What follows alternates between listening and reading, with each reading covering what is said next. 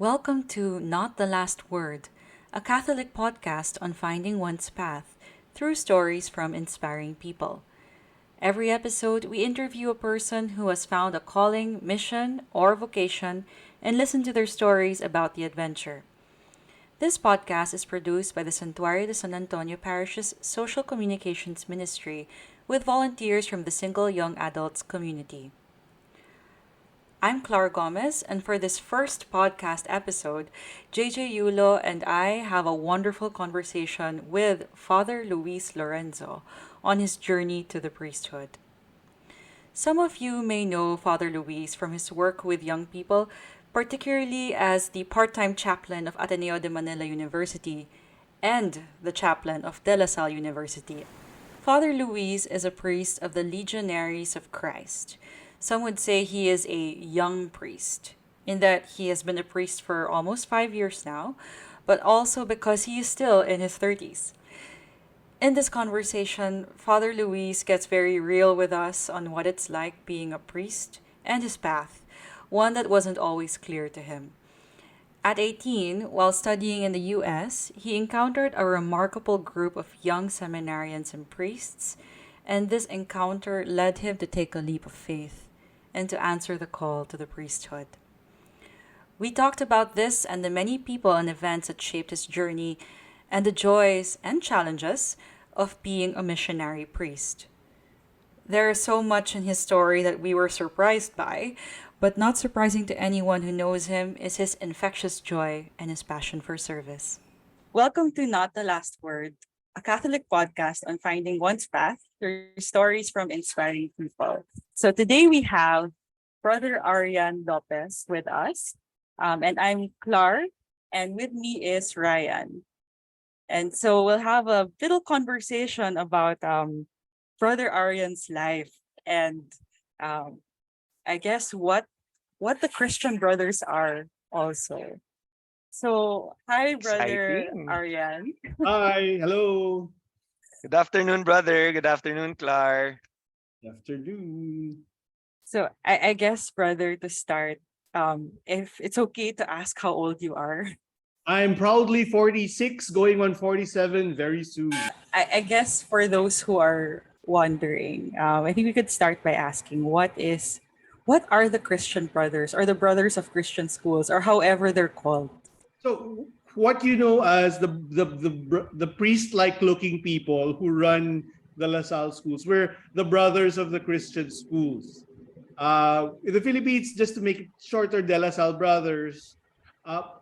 The explanation I often tell people is we're like male nuns because whatever nuns do is what probably the brothers do, and what the nuns can't do, the brothers don't do, meaning the sacrament. So our choice of service to the church is not leading the congregation in terms of the sacraments, but being God's presence in the school. So specific. So when you join the De La Salle Brothers, there's no other path except the school or education. So for most of everything that we do happens in the school, but you guys who've been to schools or are taught in schools, you know that we bleed out. A lot of we do a lot of things outside. So anything that the school can get into, the brothers actually do. So we've been around since 1911. So we're late in terms of the people coming in, the Catholic orders that came in. Medyo late kami because we were invited when the Americans came in na. Okay. Okay, so not UST level of legacy, but Oh, relatively new. yeah. For a lot of people, LaSalle is a brand that they're aware of because they watch UAAP. But what is Yes. LaSalle? Okay, brothers making faces in case anyone's wondering. Because we're But hurt, because we're not part of it anymore this season. So Yes, it's that's why I'm so yes, happy. The joke Ryan, lang. keep quiet. Ryan, oh, keep quiet. hot topic. Oh no. Be Okay. magnanimous. Be magnanimous in your victory. Baka So, makarma. Sige, hindi mo na. Hindi mo na ako hihirit. Go UP. Ay, sorry. but so what is LaSalle or who is LaSalle and maybe the short form of what that is? So we were started by a Frenchman. So it's about 375 years since he existed. So it's very ano lang, very recent in a sense. And he was actually a son of the middle upper class. So, of a middle upper class family, he actually became a priest. And it was by accident that he got into running schools. At the time in France, there was no real public school system, and there was no real way for a person to learn the basics, reading, writing, and math, unless they hired private tutors. So what LaSalle was asked to do, like as a side project, aside from running a parish, was, can you help us set up a school for the poor? So he said yes to one person, and little did he know na it would consume him for the rest of his life. So our brand abroad is we're known for running basic ed, basically, because the reading, writing, and arithmetic, those are our roots. But across the world, in around 80 countries, we do different things. So sa Philippines, we're an anomaly because more than 50% of our students are in college. So if a person who grew up in another country came to the Philippines, they'd probably be surprised na, why are we tertiary institution heavy? The shorter story, well, the story why it's a brand that is associated with the rich or the upper middle class in the Philippines is that was what we were invited to do. The American Archbishop wanted to counter the Protestants, because most of the people who were coming in were Protestants. The American Archbishop said we need to bring in people who would who will grow up in a Catholic upbringing, and we need to teach the sons of businessmen and leaders. So he sent his invitation to the American Brothers, who were once his teachers. He was an old boy of LaSalle in the States. The brother said no, because you're asking us to go against what we were set up to do. So the Archbishop goes to the Pope. The Pope goes to the brothers. The Pope goes to the brothers in the mother house in Rome and tells the brothers there, you should be sending brothers to the Philippines. So in 1911, mostly European brothers came in the beginning from the other Asian countries, like I think Singapore and Malaysia. And they were the ones who set up the schools here. So that's why if most of my students, if I teach them Lasallian history, akala ko ba, brother, it's for the poor. How come our tuition fee here is? I have to launch into a TED talk and say, okay, this is really the story here in the Philippines.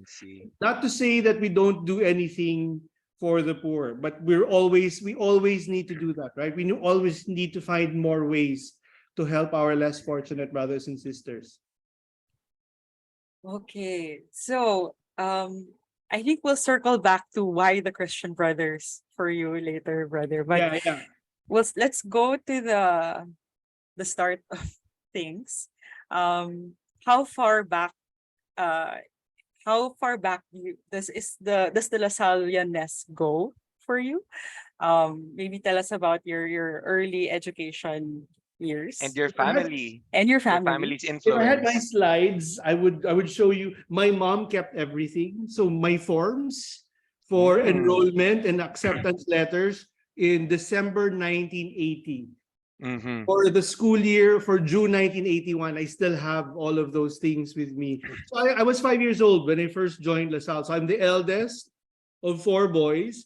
My dad has roots in Bacolod. My mother is a Bulaqueña from Malolos, and they met in UP. And if they had their way, if circumstances were different, we would probably be living in Quezon City in UP somewhere. But we found our way to the south, the south. But anyway, the dirty south. Yes, we found our way there, and the school that they felt that was good for us was Salle Zobel. So I started in June 1981, and I graduated from Zobel in 1993. So all that time I've been part of the Lasallian family. So if I count my years now that I'm still working there, so pwedeng may longevity award na dapat sana ako, di ba? But yeah, that's basically it. So my family were a very irreverent group of people. So this doesn't come like this. So that's the explanation. Maybe Sandy, whoever's listening out there, we are a product of our family. So I think my humor and the way I am with people, it's a nice mixture of my dad and my mom.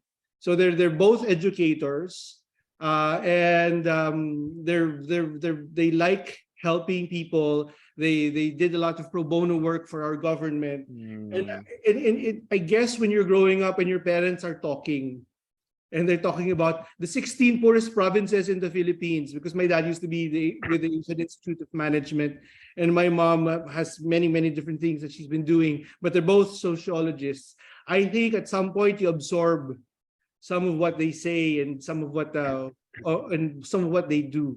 And fortunate for me that the network that they set up inadvertently is still very strong. And sometimes I come across people, oh, you're the son of, or you're the, oh yeah, your dad always talks about, and you're like, okay. So we were always encouraged to share, but I grew up in a very different age, right? The way we grew up was, when your parents are getting mad at you, you look at the floor, right? When you do something wrong, you look at the floor, and you only look up and meet their eyes if a direct question is asked and a response is expected. Which is very different from nowadays, where I have rights, I have to be able to share all my feelings. No, Yes. back then you kept quiet. That you Okay. the thought of actively answering back wasn't a thing. It was probably science fiction at that time. So that's the milieu I grew up with parents who like to read, stories to us. That's why my love of reading, I think, comes from them up to now. I grew up a nerd, and still looking like a nerd these days. And I think I really had to grow into it, because you realize as you grow up, people have different interests, and not everybody wants to do what you want to do.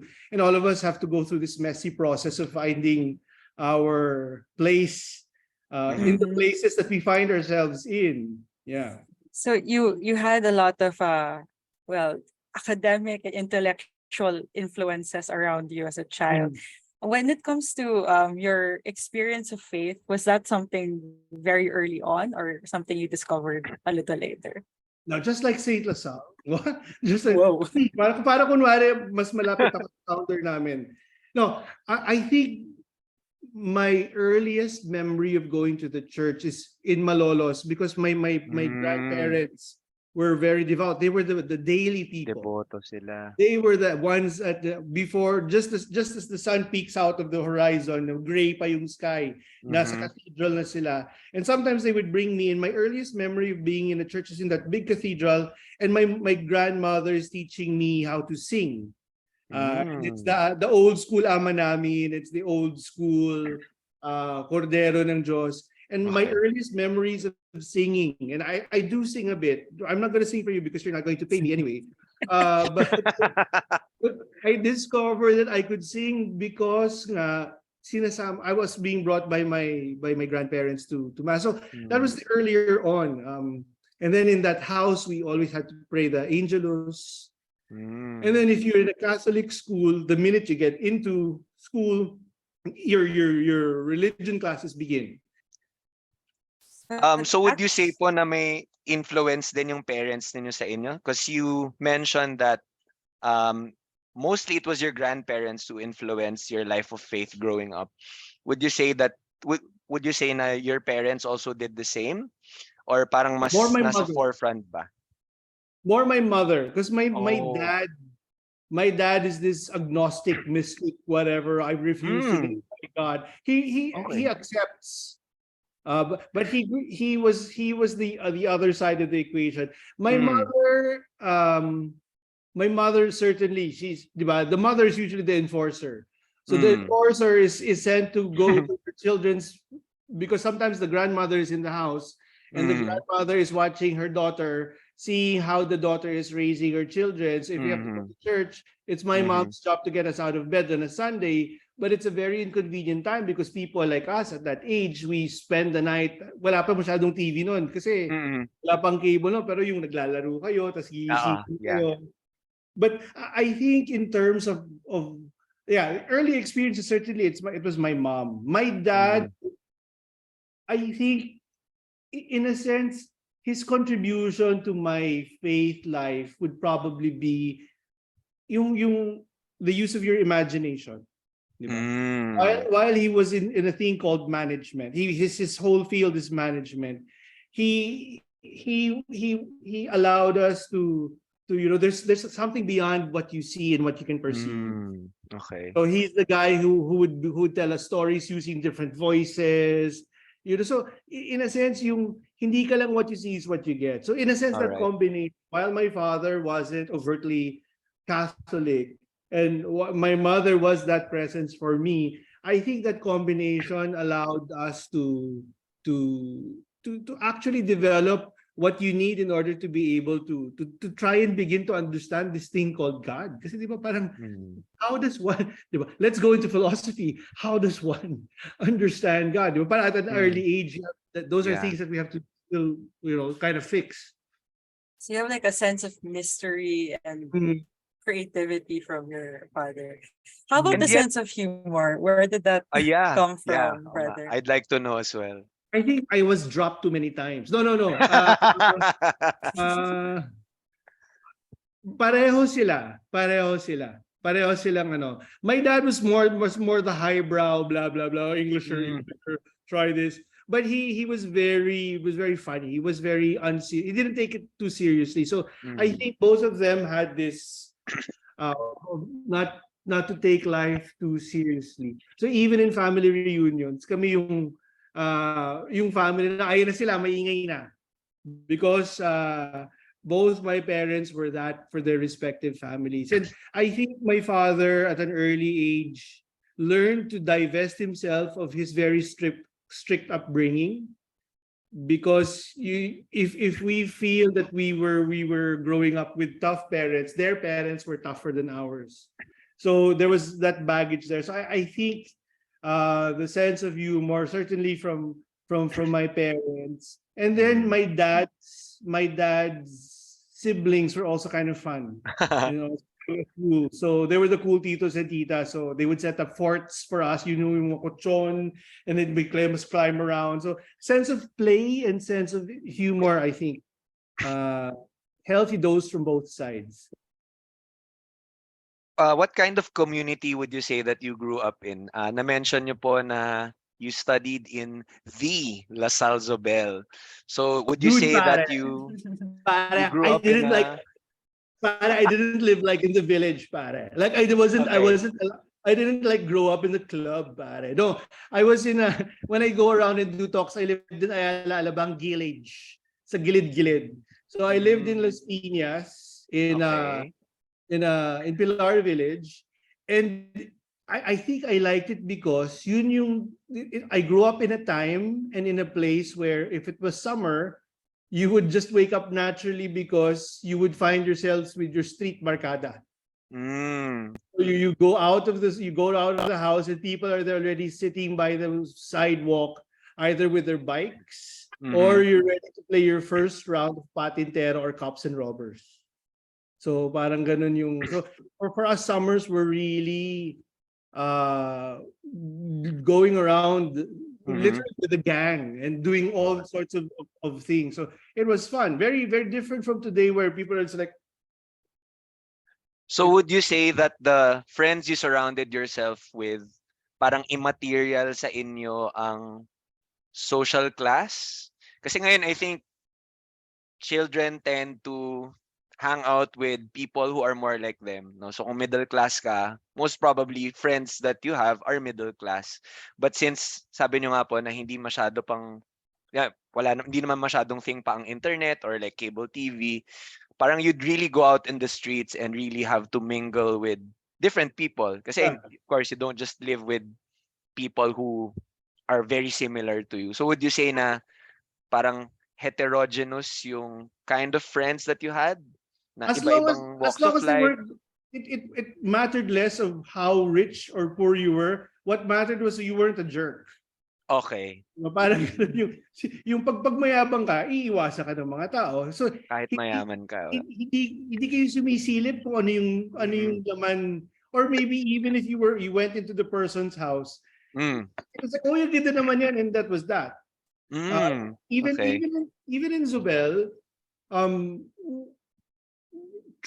it's probably truer now na parang people have this perception that people from Zobel are very social and they can only speak Yes. like this. Like, Yeah. let's go to carbs later, pare. No. We grew up in a time where brands weren't a thing.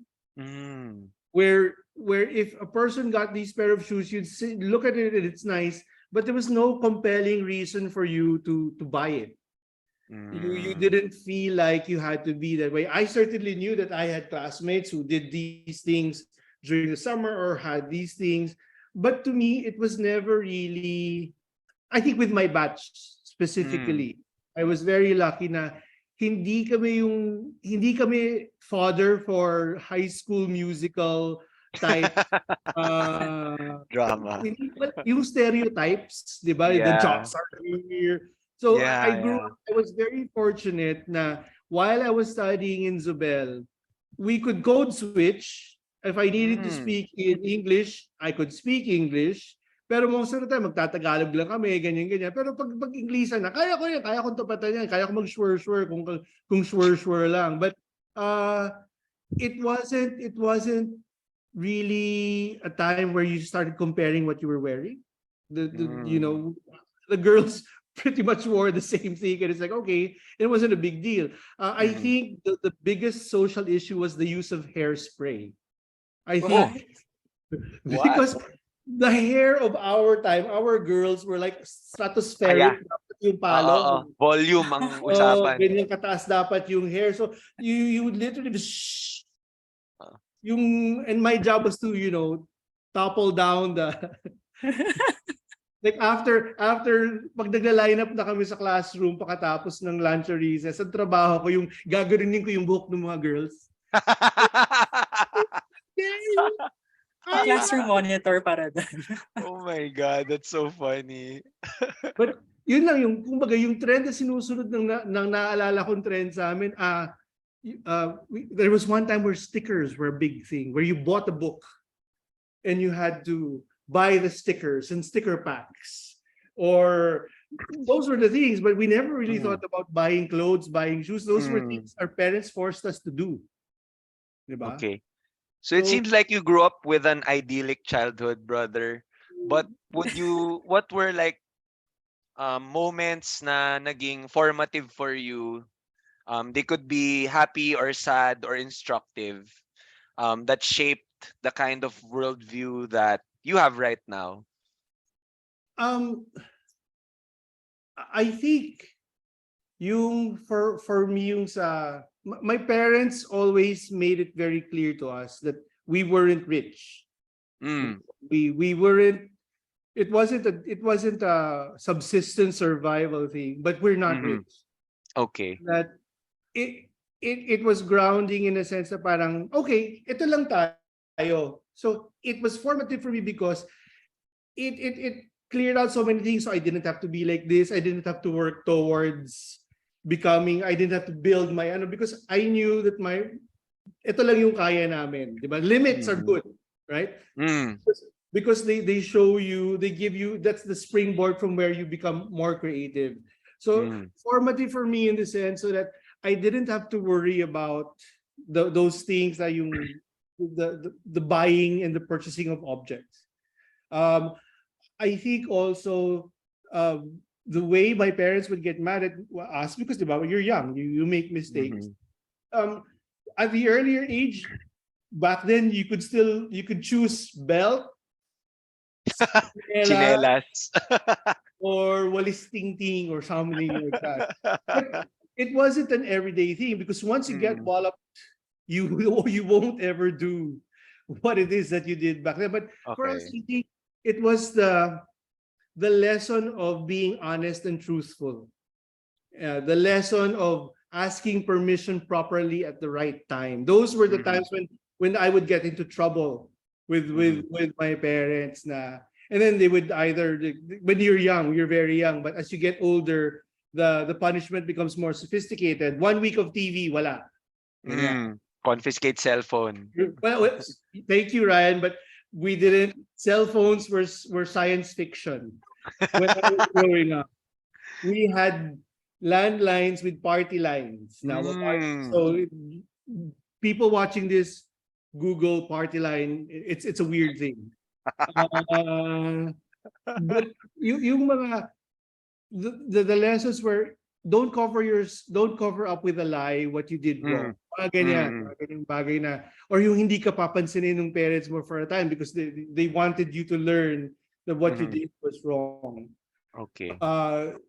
Parang mga ganun yung mga nangyayari sa amin. So the fact that we were told, and my parents were very forthright in saying, this is what we can afford, and this is what we can we this is who we are as a family, and you have to learn to live with that and be Within that creative means. from the person that you are, and then learn Okay. to tell the truth and own up.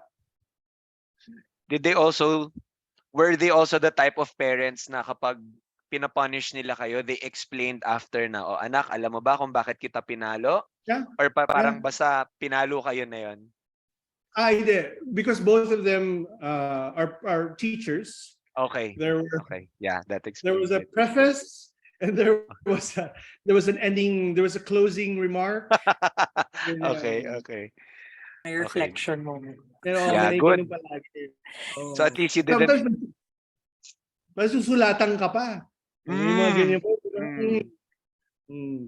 But So you grew brother, up understanding talaga, no, yeah. na why you were wrong. Sorry, Clar. Sige, go ahead. Sige. Like, going back to the Christian brothers, when in Zobel, what was your exposure to them? Like, do you remember Mm, any of them clearly? Our brothers were the lolo, grand uncle types, because mm, the brothers who were sent to us for a period of time when we were growing up were the brothers who were of a certain age already.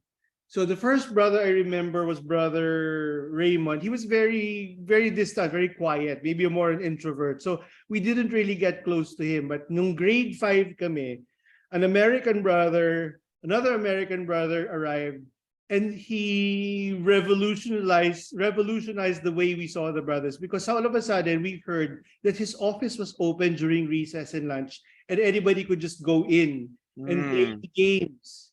And then at some point in Oh, the year, slips started being passed. The clerk would come around the corridors and would be handing green slips of paper with a summons to that brother's office. And we're just like, ala, ano nangyari yan? So what's happening? Because it had never happened before. The person who is summoned probably comes back 20 minutes later with a silly grin on his or her face. And then they had a stampita after. So it turns out Brother Felix, and I think Sandy knows this also, Brother Felix would call us for our birthdays. So in the olden days, he would get diba, at the end of this year, malapit na yung season, if it's December. If it's still December, well, it's December when we're doing this. It's the season when the banks give out those calendars.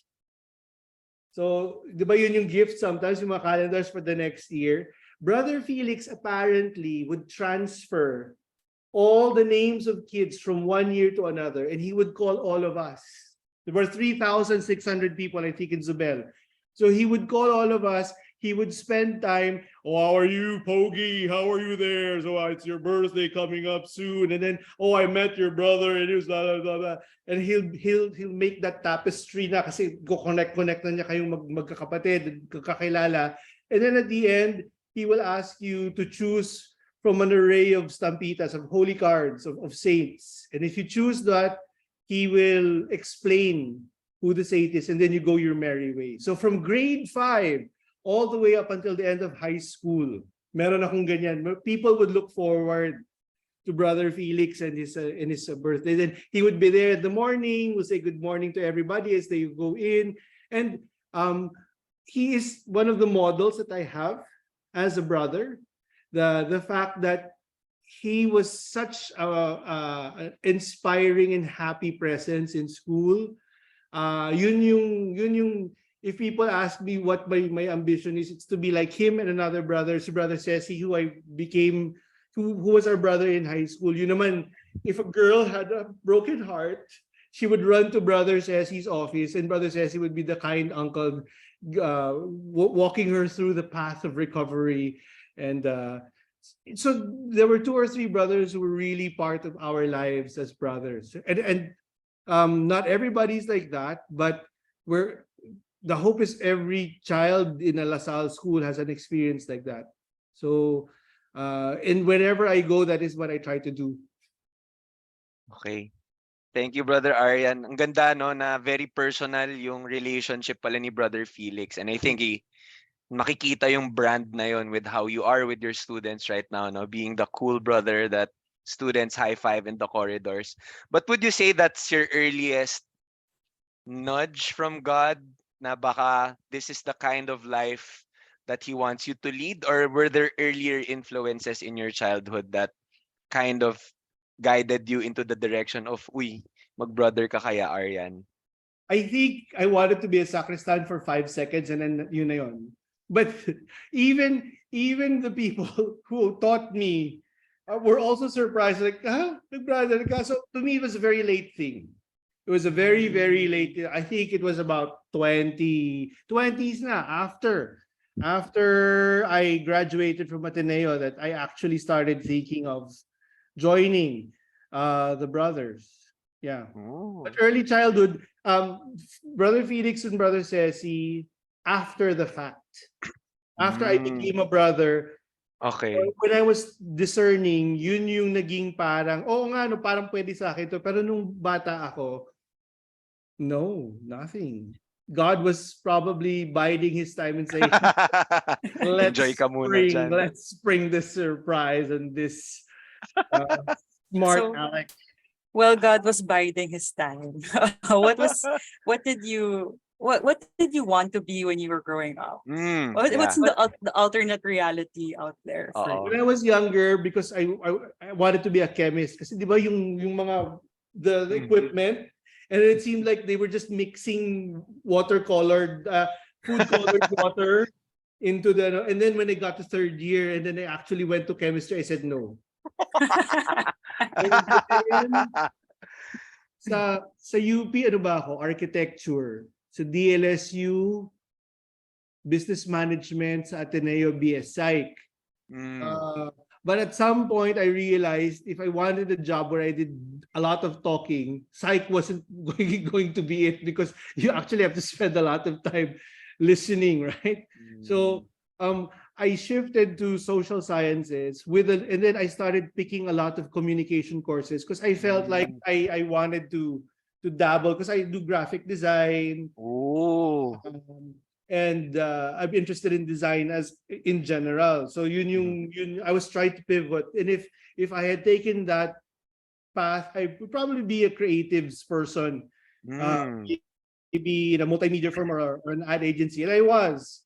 For Tuesday after graduation, I was working already in Makati. A bit of nepotism there, but I was working there. And then 3 days after, I quit. Because I said, parang yung dream ko nung 4 years wasn't for me pala. It took me three days to realize that the corporate world wasn't it. And then... Oh, I think we have to ask about that. So after 4 years of studying, you went into the workforce for 3 days and then changed your mind. Yes. Can you explain what that was? Like, what was the light bulb moment there that made you realize, ay, ayoko dito? Yeah. It is very impersonal. It was very, you felt like a cog in a machine, and that's you just did this and you So I thought I was just saying goodbye to this particular group na parang kasi 'di ba parang nung time na yun you wanted to be already at that time you wanted to be working with something less corporate. So parang kumbaga nung time na yun, parang freelancing a freelancer, or you go with a group of people who are who have similar interests with skills, and then you sort of put up your own piece together ad agency. That would have been the perfect thing, di ba? Parang if that had worked. But yung experience working in Makati na you work long hours, you're there by yourself, and Desk then job. you seldom talk to people. Parang feeling ko it was like, di ba, remember when we were growing up, when we were growing up, there are parties na pagpasok mo pa lang 2 minutes pa lang parang hindi ako magtatagal dito. I'll look for the host and say, oh, an emergency came up and I have to leave. And then there are those get-togethers that I'm going to break curfew because I'm going to enjoy myself. So it felt like that for me. Na parang I don't think it's for me. So I said I'll bide my time. I'll probably do like what the Westerners call a gap year, because my parents naman won't pressure me, and there was no need for me to work kaagad. But what happened was, months before my graduation, I saw a former teacher in South Mall, and she was telling me to teach, but I was such a horrible student. So parang ayoko yata kasi parang sama-sama. Di ba lahat naman aminin na natin, we all were, I think, Ryan, why you're teaching is you're also paying for your sins as a young student in Ateneos from Section N. But sa akin, feeling ko, yun yung nangyari sa akin na I told my teacher, Miss, parang, okay, Miss, ganito na lang, I'll give you my resume. And then, tell me kung pwede talaga akong magturo, kung pwede akong bumalik sa Zobel. So, this is where God finally says it's time to spring the trap, because I asked my brother, the second, to bring that piece of paper, the resume, no application letter, no nothing, just the resume, give it to the teacher. He gives it to the head of the school. He leaves the piece of paper on the secretary's desk, and it finds its way on an inbox somewhere. So maybe 3 weeks after I declared professional bumhood for a year, I receive a phone call from Zobel, and it's this lady who I grew up with, and I knew, oh, miss, yes, oh, kailan ka magpapa-job interview? And I'm like, what? Job interview? Bakit? Nandito sa akin yung resume mo. Okay, may position kami i-offer sa'yo. Sige. And then the next day I go, and then I'm supposed to be in charge of the school papers, publications, and public relations, because I was an editor when I was in high school, and then I would be given a teaching load of one class. So my parents were against it, because they said if you want to go to Makati and work in industry, you have to do it now. So I said, well, let's just try it for a year. I just want to see. So I tried it, and that was the beginning of the end. It was just like I fell in love. I fell in love with teaching. I bit you. Diba? Sana nga romantic love, diba? Pero hindi. Diba? Kasi love yung binigay sa akin ni God. So he gave me a very strange class, a first class to teach. They were an experimental honors class. It was the weirdest, funniest experience I've ever had. And then I became like a daycare center, because every Friday was the club time for the grade school, and I suddenly had to find myself handling 80 children. Oh my God. It was like 80 kids, and the secretary of the office and I were running back and forth different venues, and people are like fighting, he stole my article idea, blah blah blah. So I had a whole range from grade 2 all the way up to 4th year. So oh my God, ang I dami. realized na I like this. It's hard, but I like it. So my parents were already making plans na we need to save up for this one because he's never going to be rich. because while it's Zobel, if you want to be rich, the salary of a teacher, no matter unless you work in Brent or something, hindi ka talaga uunlad. So I was dead set in teaching. And that's where parang first few months ko pa lang sa Zobel, dun mo na naririnig si God pa, palakas na ng palakas. So people kept on coming to me, "Uy, Arian. Uy, yeah, sir. Alam mo, Arian, wala pang brother ang Zobel eh." I'm like, okay, whatever. So for the whole time, I worked in Zobel for 3 years. For the full 3 years, they were like, "Uy, Arian, di ba, baka gusto mo mag-brother? Kasi alam mo, wala pa tayong brother dito." And I'm like, bakit ko sisirain ang buhay ko para makakota kayo? Famous last words. Makakota. Famous last words. Famous last words. And then the brothers, when they got wind of me already, ayan na, predator, sorry, wrong word. Ayan na sila. Ayan na, mga parang vultures circling over. Parang, so may isa, "Can I see your hand?" Yes, brother. Oh, you're talkative. Yeah, you don't need to read my hand just to know. Naloko mo pa ako, And then he goes, "Oh, you have a vocation line." And I'm like, yeah. A vocation line. So May ganon. Yeah. That's a new one. Vocation line. So it was a whole set of like, kung rom-com to, diba? It's the protagonist, and Anjana, it's love is in front of him or her, and she or he just can't see it yet. And the climax is the moment when he finally or she finally sees it. So a whole series of events happened, and it just became like I was studying already for my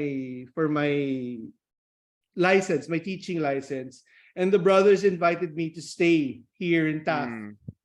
And to do like a live-in. It's not the live-in that a lot of people think about, but it's a young man staying from Wednesday to Friday to see the brothers. And our idea of brothers or religious life, if you did not meet any of the Jesuits when you were a young person, or the nuns, if you met a different kind of nun, priest, or brother, you probably wouldn't think about it, because we have this idea that it's boring, na wala silang pinag-usapan kundi Jesus Christ, na talagang walang kasaya-saya. So I go into Taft the first night. It's very dark. The corridor is very dark, and I'm walking, and I'm like, my only feeling is it's very dark. Why am I here? I open the door. It's an explosion of light and laughter. Literally, it was not Jesus dancing in the sky, but it was the brother laughing and ribbing each other. It was like watching grumpy old men na parang pwede palang mag-joke ng ganito. Pwede palang geriatric friends. Hindi siya sa Central Perk, pero it was like an episode of Geriatric Friends, because there was snarkiness, there was like somebody who's pa-holy, there was somebody it was so fun, and I was like, wow, this is what I wasn't expecting this.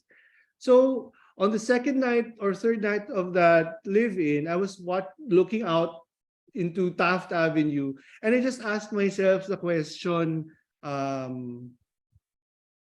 what if I become a brother? And my answer to myself was, why not? And something sort of like, parang ganun lang.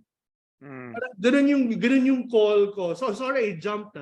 It might not be, just edit, but for some people, diba, brother, ano yung sign, diba? Parang ganun. That's always the question. And sometimes you're just like, okay, what do you want me to say? You know what? I was looking out of Taft Avenue, and then in the moon, Mama Mary started going down, and then she came to me and said, "Please pray the rose." It's not like that. Walang ganong moment. You're lucky. No, I'm not saying it never happens.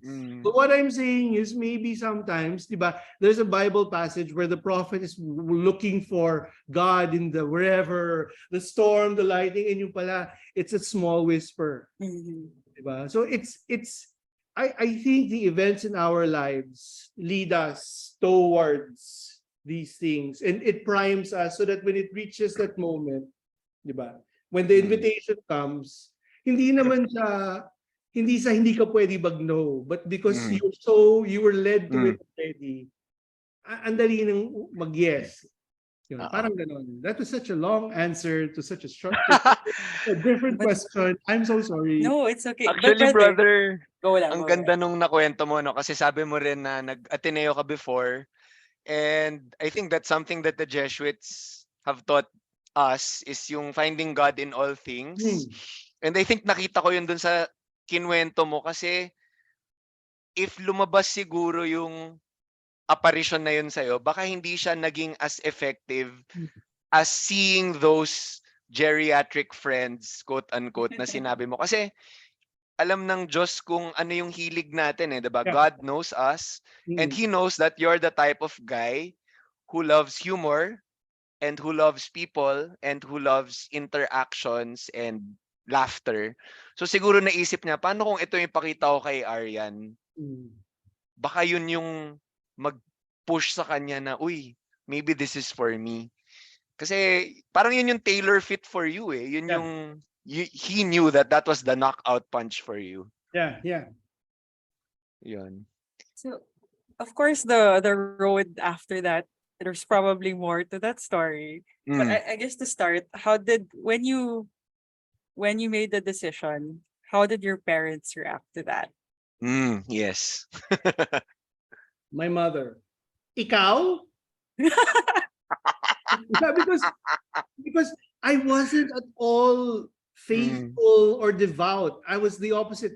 I'm sorry to say, but my journey after one semester of Theo 101, tama ba 101 ba sa Ateneo? Basta parang 1-2-1 yung una. O Yeah. basta yung 1-2-1, yung Man Search for God, yung ba yun? Kung Yeah. ganun pa rin yung descriptive title nun, I go to my house and I tell my mom, I'm no longer going to mass with you because I don't understand. So it was my first statement of liberation. Kasi di ba nga, Filipinos grow up with religion and family politics and power play intertwined eh. We inherit our faith from our parents. And when we reach that point when we start distancing ourselves from our parents and stating our independence, parang kasama rin yun. At least in my journey, my first statement na ayoko nang gawin yung pinapagawa mo sa akin kasi matanda na ako. I want to make a decision for myself. It just so happened. It was the fact that you've never been able to explain to me why I need to go to church. Because diba, yung experience sometimes, if you have a brilliant set of people working in the parish, then that's not a problem. But unfortunately in the Philippines, and if you have a brilliant set of CLE teachers, Ryan, you know how difficult our job is. If you don't do it properly, if all you rely on is what you were taught, it's very easy for people to drift away. So yun yung nangyari sa akin. So 1993, hindi na ako nagsisimba. Tapos bigla na lang, nung 1999, bigla na lang pumunta ako sa kanya at nagsabi, mama, gusto ko pala mag-brother. He's like, ikaw? You're not going to last. You won't have the religious stamina or something like that. So because God knows me, as Ryan says very well, I took it as a challenge to myself. Na parang, pakita ko sa'yo na kaya ko ito. But sabi mo, I think it was a good community that, for me, I always say, while God is in many different places and He's especially there in the sacraments and the Holy Eucharist, He is also there in the people that He sends you. Diba? So kumbaga, for people who are not of a symbolic nature, who are not mystical in that sense, the best way to show that God is present is through how you are with them. So sa akin, yun yung nangyari sa akin na parang yung pagbabalik loob ko was through my students who made me want to teach pa. Na yung 1 year ko, naging 3 years. Kasi na-inlove ako sa pagtuturo. Tapos na-realize ko nung nagsasanib puwersa na yung mga brothers saka yung mga teachers ko na mag-brother ako. And then things happen na parang I was very close to the students, and because you're just a teacher, di ba sometimes it's very hard to gauge yung academic objectivity. Parang may ganun yung there's this fraternizing whatever. But then I realized at some point there was never a question when it was a brother. when a student was close to the brother, nobody gave grief to the Questioned it. brother, di ba? Because that was his job. Oo. That became part of my religious discernment na ay dun bumalik ulit yung memory sa akin ni na Brother Felix tsaka ni na Brother Ceci na people would seek them out because they felt safe and secure with these people, and there was no question because that's what they are there for. So yun. So yung nagsama-sama yun, then my mom said no, but eventually I found a reason again to go to mass. I found a reason again to start reading the Bible. The brothers who became my mentors, who mentored me through the process of joining finally the first step, he sent me the right people, so it became very easy for me. So parang I was pumipiglas, I was fighting for 3 years against it because they were inviting me. But once I said yes, it was October when I first said why not. November I signed up as an aspirant. December I sent my letter saying I'll join the program in the next 2 months. So parang ang bilis. So and I'm still here, so I think God still wants me to be here, so you know. You proved to your mom that you did it. Yeah. But Brother, go. sorry. Brother, sabi nyo na parang yan nga, lumalaban ka na baka hindi ito para sa'yo or the process of discernment wasn't easy. Were there other factors na I think our viewers might enjoy this, no? Nagkaroon ba ng mga special people in your life that might have made discerning to live a life of, you know, celibacy It's a difficult? euphemism. Yeah. As in, may love life ba si Brother Arian before? Brother na in love ka ba? Ganon. Oo, tama. Yeah. Huwag na tayo Kuya Boy, magpaikot-ikot. actually Kuya Boy, ganito yun Kuya Boy. No, the joke is, I have a really good friend in high school who I sort of fell in love with, but I was only her best friend, you know. It was like so my only heartbreak in life, and it's crazy. So I was thinking about it. There was always the thought of maybe an exclusive relationship or maybe even a family. But I guess in that time, parang hindi na siya masyadong. Do I think about it still now? Maybe yes. There's our life is abnormal. I mean, let's face it. People were made to be intimate on many different levels, right? So you talk about physical intimacy, emotional intimacy, and those things don't leave when you become a brother. But the funny story for that is years later, this best friend and I, who I spilled my heart on, you broke my, but whatever. We saw each other and she introduces me to her fiance. This is how it goes. Arian, this is Toot. Arian's and Toot is my let's say John. John is my fiance. And then you know what, John? Arian became a brother because I broke his heart. Ooh! And I was like, I'm glad I didn't marry you. So years later, when I said na my final vows, you have a ceremony to do your perpetual profession. Magre-revenge ako dito ngayon. So I did my speech. Actually, friends, tonight, the reason why I'm really here is here. I am here because she broke my heart. Then I point to her. Ooh. Like, oh my God, Arya, why did you do that?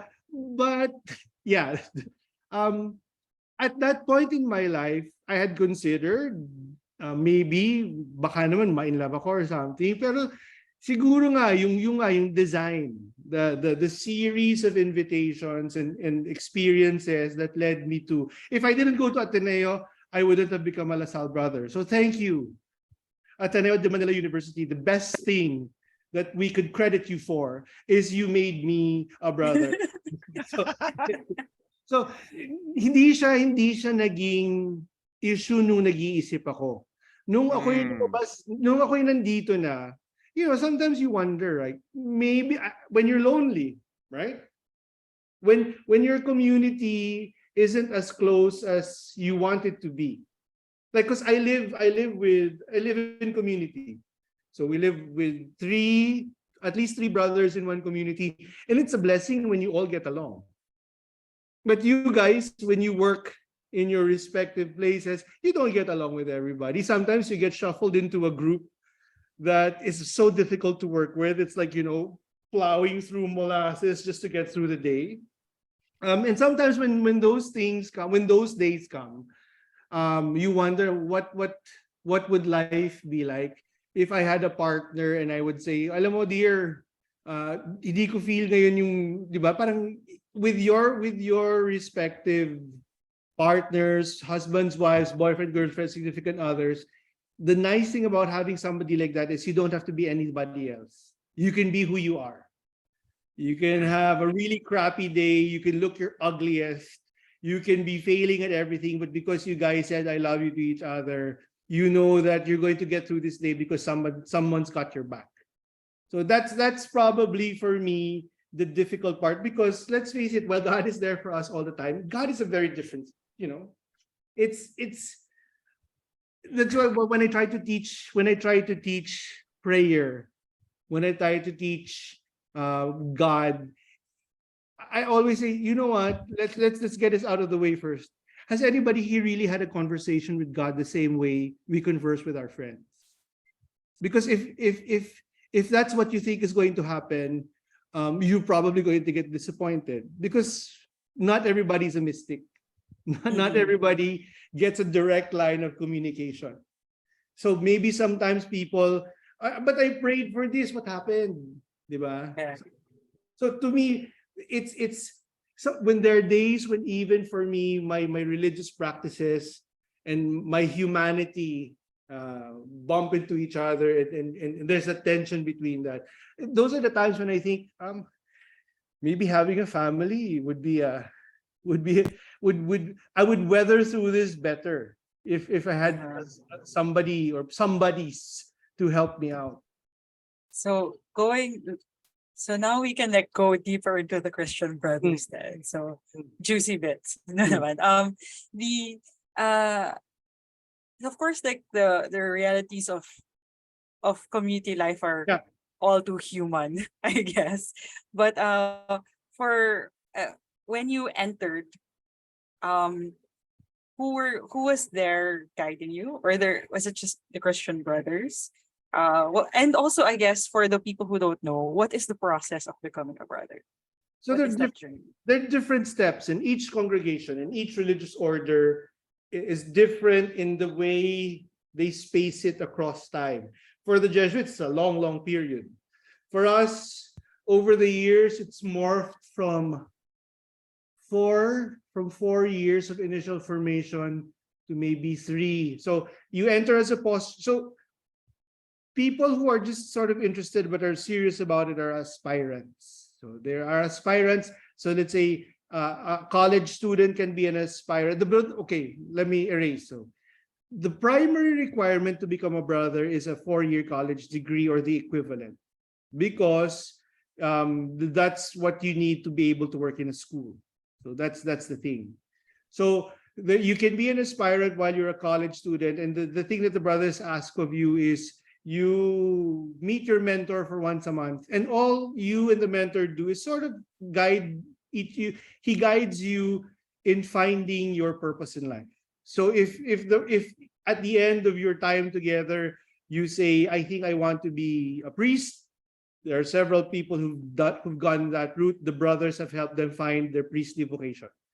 Some have decided to just be family men, and some people join the brothers. So the first formal step is the postulancy, which is a year, and then you're a novice for a year and a half, and then you get your outfit. You get your holy habit. This is what we call it, your habit, and then you spend a year or two studying, and hopefully at the end of the year you get you take the teacher exam and you get your license, and then you get sent to your first active community. So it's all under about 5 years or so. And then you can be a brother already and be teaching. So and then for the first 2 years as a young brother, you spend your time being a classroom teacher, which is probably the most fun and the most traumatic as well, because my goodness, students these days. And then for us, kami parang I got sent to Mindanao for my first active community. And people have all sorts of notions about Mindanao, but it's like it's still the Philippines. It's fun, but sometimes we don't understand each other because I'm Tagalog and they're Bisaya. In during that process, was there a time that we felt like you failed or that you wanted to just stop? I mean, teaching is hard, but I imagine formation is also hard. Teaching is a vocation in itself. Yes. Right? But I think the times when yung hindi ka nagko-connect sa estudyante mo, or yung first time na first full day mo na pinakawalan ka ng brothers for your exposure, and you're supposed to teach from let's say 8 to 3, and you go through the grind of teaching, and it's a place where there's no air conditioning, and then what you're trying to say is not, it's just going over their heads. There are many points in my early formation when I felt that. Teachers are supposed to be the most competent. There should be God actually. Diba? Parang ang tingin sa teacher, dapat alam mo lahat ng sagot ng mga estudyante mo. You're not supposed to ask questions. It's nakakahiya if you're a teacher when you ask your colleague, I'm having difficulty, because we've built up this sort of an image that these are what teachers should be. So that in itself is difficult. Yung parang at the end of the day, I'm going to do this for the rest of my life. Parang ganon. May mga araw na ganon na talagang, or let's say, when things aren't good in communities, so napagalitan ka ng director mo. Kasi kahit naman matanda tayo, we still get into trouble, right? Or we still making mistakes is something we should celebrate, right? Yes. It's something, perfection is stupidity. Why are we making it such a thing? It's a nice thing to shoot for, but yun. So conversely naman, kasi ito sabi mo, these were the moments that you kind of doubted your vocation, or parang nasa tama kaya akong trabaho. Ano naman yung mga times that you felt affirmed or validated, or parang, whoa, these are my best moments. This is going on my highlight reel as Brother Arian when I'm old, na parang babalik-balikan ko to? My 4 years in Bacolod. Ooh, Sandy. I had come from a particularly difficult assignment. I was asked to do vocations work for 3 years. So, and there were not too many young brothers. I was the young brother back then. And it was very difficult. And people ask you numbers, right? You guys in education, when people start talking about percentages and numbers and scores, so like, what happened to the people behind that? Why aren't we talking about it? Why are we talking about metrics? So I had my confidence had been shaken because people like to dump stuff on you, and you're just like, okay, and then you start questioning yourself. And then I got sent to Bacolod, and it was there where I realized why I was there, why I am a brother. That while it's important that you anchor yourself to people and to important people in your life, or authority figures, and their feedback and their reward and their appreciation of you, and when it doesn't happen, it sort of ruins your own confidence. I realized in Bacolod that I'm not there for them, that I'm there for the kids. That in the days when I feel like I don't like to be a brother, I realize na hahanapin ako ng mga bata pag hindi ako umalis ng kama. If I don't win, the first battle between good and evil is getting out of your bed. because diba, as a teacher, you're like, I have to be there early in school. But in Bacolod, I would wake up early because 6:37, I'm already going around saying good morning and hello. And I learned that from that place. And it's kept me sane and steady all these years. Where is God in my life? It's in the kids who I teach and I help, but who help me more because they give me my identity. I am not a brother without my students. So you can be a brother president, you can be a brother principal, but if you're not connected to your kids, then you're not a brother. So yun, yung mga ganun. Or the other thing, pag yung anak na ng estudyante mo ang nandyan na, ay nako, yes. That's also a moment where like, oh my God, your son's here? Or like in a Zoom call, suddenly your two of my first ever students crowd their son in the middle and start waving at me. And then I realize my first kids in 1997 now have a grade 2 child. So cute. So yeah, there are many different reasons that God continues to send me that I should still be here. So life with the Christian brothers, I'm sure takes you other places. Mm-hmm. I think like what people say is that vocations also are adventures. Where has it taken you so far? I've been blessed to go to Rome, the US. I had never been to the US as a person, but it's only when I joined the brothers that I had to go. I've been sent to Asia, but I've also been assigned for 2.5 to 3 years. Excuse me, sorry. My first foreign assignment was Singapore. I was there for 3 years, and I recently came back from Australia after 2.5 years there. So, brother, I guess if I may ask for the short pitch for those who are considering it, why the Christian Brothers? If you want Pressure. If you want to look as young as me at 47, then consider joining the brothers because your students give you so much life and energy. No, I think I would say to anybody there who's looking for purpose, meaning, and happiness, what the world teaches us isn't it. The world is much bigger than what we know. What we know isn't the world. There's so many things that you need to see before you make that decision. The life of a brother is a life in school. It is the life of great energy and joy, of great growth, of interesting times, of great drama. It's a life that normally we don't see past High School Musical or all the other things that we watch on TV right now. But I think if you really want to know what happiness is, you have to cast a wider net and you have to consider. And you will never really know unless you try. And there's no harm in taking a step or two in a different direction because you can always take a step back and say, maybe it's not for me. So I think that's the short answer.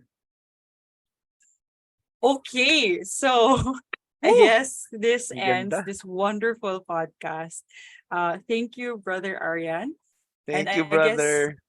para to give you this chance for Voc Pro, if anyone is interested in looking up the Christian Brothers, what should they do? Guys, we're on social media. Oh, yes. Go to Facebook, go to Instagram. I don't know how long Twitter will last, but I think you can look for Salle Brothers of the Philippines. That's the thing you put in. I forgot our shortcuts, but Salle Brothers of the Philippines is there, I think, for both Facebook and Instagram. If you are in a LaSalle school, maybe go to your LaSalle Pastoral Office, your campus ministry office, and we're going to fire people if they don't direct you to us.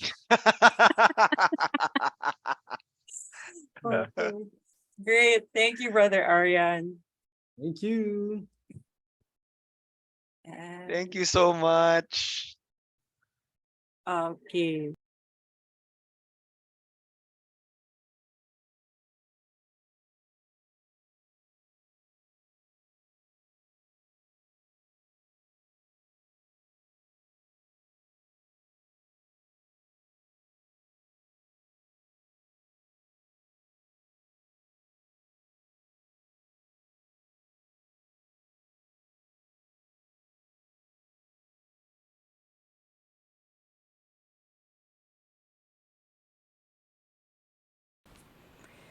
Thank you for listening to Not the Last Word, a Catholic podcast on finding one's path through stories from inspiring people.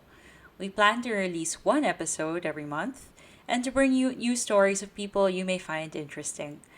If there's someone you'd like to be featured on this podcast, get in touch with us at notthelastwordpodcast@gmail.com. This podcast is produced by the Santuario de San Antonio Parish's Social Communications Ministry with volunteers from the single young adults community. Special thanks to Marlon Guanizo, Gracie Castillo, Irvin Co, Sandy Suplido Adalem, JJ Yulo, and Father Rayu Galoy, OFM.